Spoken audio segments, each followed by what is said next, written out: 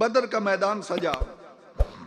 आखिरी बात सुनने, काफिर नारा लगाने लगे, लनल उज़्ज़ा वला उज़्ज़ा लकुम। वो उस बुत की पूजा करते थे। मैदान बद्र में जब काफिर आए तो उन्होंने कहा हमारे पास उज़्ज़ा है, मुसलमानों तुम्हारे पास कोई उज़्ज़ा है? तो सारे सहाबा खामोश। मेरे आका ने फरमाया मेरे सहाबा तुम में से कौन कुफार को जवाब देगा?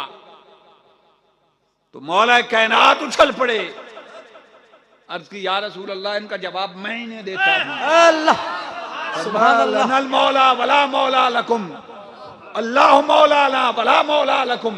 वो फरमाया तुम्हारे पास उज़्ज़ा है, हमारे पास हमारा रब है, अल्लाह रब है। है अल्लाह। अल्लाह हमारे साथ है, तुम्हारे साथ नहीं है। ये मौला कायनात ने बद्र में नारा लगाया। वक्त गुजरता रहा।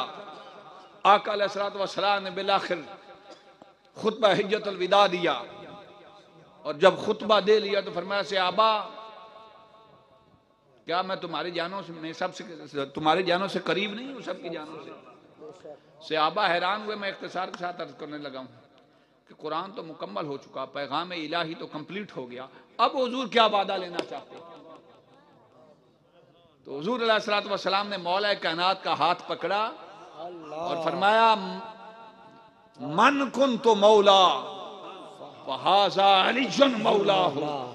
फरमाया जिसका मैं मौला उसका नारे हैदरी। ना बेतुका नारा ला छड़ तुम इस गल। ये जो हुजूर ने हाथ पकड़ के मौला कायनात का हाथ खड़ा किया और ये नारा लगाया, तो मौला कायनात का नारा हाथ उठाकर लगाना और जिक्र पर हाथ बुलंद करना, ये मेरे आका की सुन्नत है।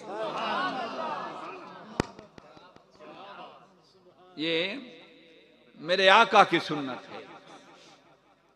और मौला कायनात को मौला कायनात मेरे आका ने क्यों बनाया? इसलिए कि कुरान का वादा है ना रब का, हल जज़ाउल एहसान इल्लल एहसान। वो एहसान का बदला एहसान के साथ ही देता है।